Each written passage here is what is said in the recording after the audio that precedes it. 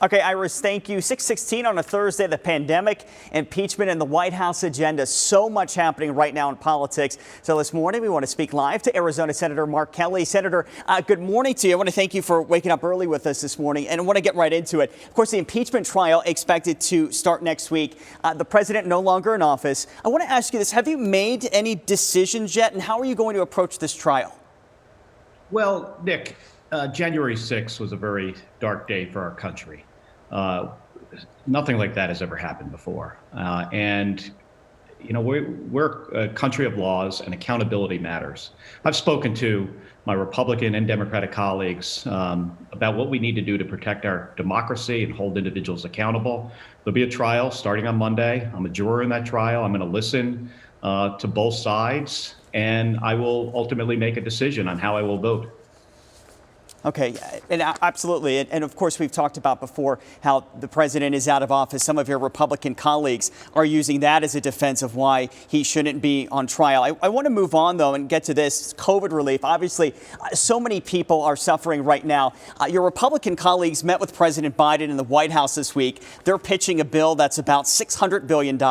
President Biden has that $1.9 trillion bill. Republicans say it's too much money. We want to see something more targeted. Democrats say, wait a minute, we need something big and bold. Treasury Secretary Janet Yellen also agrees with that. So obviously, we have people on both sides here, but I want to ask where you stand on this. Well, hey, I'm part of this bipartisan group that's negotiating this deal in the United States Senate. 8 Democrats, 8 Republicans. We need relief. Arizonans are really struggling right now. This is a crisis.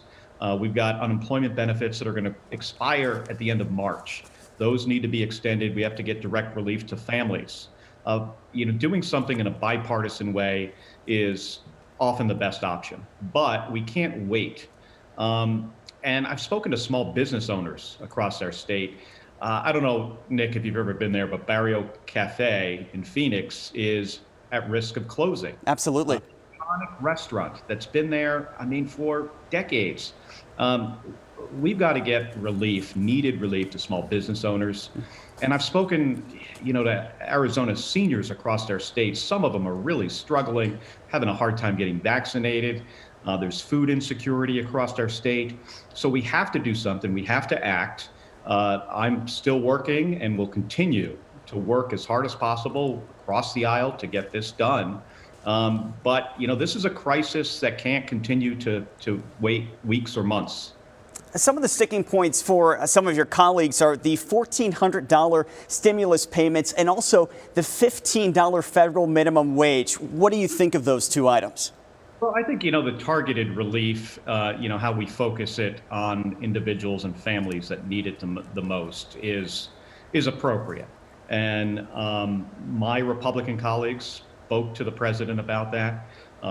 He seems to be open to the idea of a more targeted approach. With regards to the minimum wage, when I speak to, Arizonans that are trying to raise a family, working 40 hours a week on a minimum wage, that's a rather challenging thing to do. It's nearly impossible. But the details matter. And we'll be looking at the details of what comes to the floor of the United States Senate.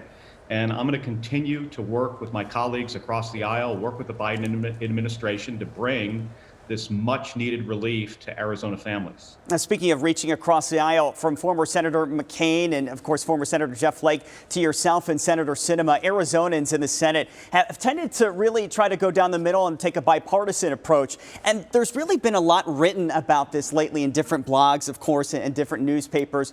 They're talking about your votes, and also Senator Joe Manchin from West Virginia could really be the most important votes in the Senate, at least over the next 2 years. I just want to get your take on that and if you feel that's an accurate portrayal. Well, I think Arizona has a history of independence from political parties. John McCain is a great example of that, willing to reach across the aisle or make a decision that might be contrary to what his party wants, to do the right thing. And, I didn't come to the United States Senate to serve a political party. I came to serve Arizonans. And I'm going to be at every opportunity trying to reach across the aisle, because these are difficult problems to solve. And I don't think just Democrats or just Republicans can solve these problems. Now, my experience at NASA and trying to do some hard things for 15 years, being the commander of the space shuttle, I realized that you have to work with your colleagues, you have to work with everybody and bring folks together as a team to solve hard problems. It's the same situation we have in Washington, D.C. We need more independence and more folks that are willing to work across the aisle and put aside these, party differences to get things done for the American people. Yeah, of course, we're seeing this play out as we try to see if we can negotiate some sort of a bipartisan COVID package. Senator Mark Kelly, we're out of time. But of course, I want to thank you for waking up early with us this morning. And please keep us posted on everything that's happening, especially with this COVID bill. Well, Nick, thank you for having me on, and call me anytime. Happy to come on the show. Okay, Senator Kelly, thank you so much. Stay safe.